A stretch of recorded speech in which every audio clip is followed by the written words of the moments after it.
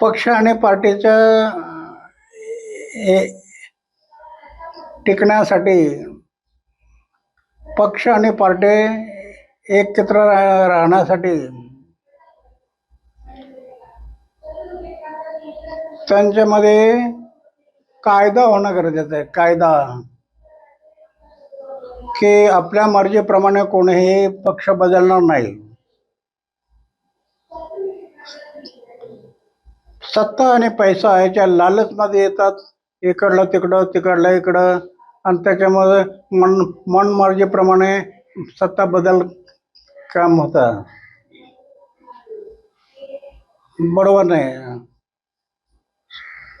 एक तर पक्ष आणि पार्टीचं नाव कुठंच नाही.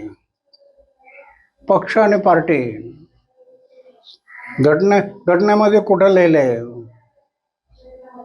पक्षावर पक्ष आणि पार्टीचं नाव नाही आहे.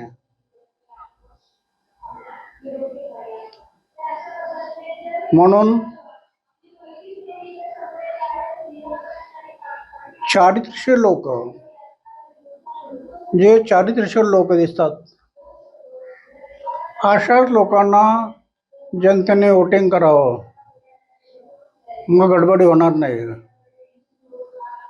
सत्ता पक्ष पार्टी याचा विचार न करता चारित्र्यशील माणूस असा जर विचार करून तुम्ही मतदान केलं तर गडबड होणार नाही.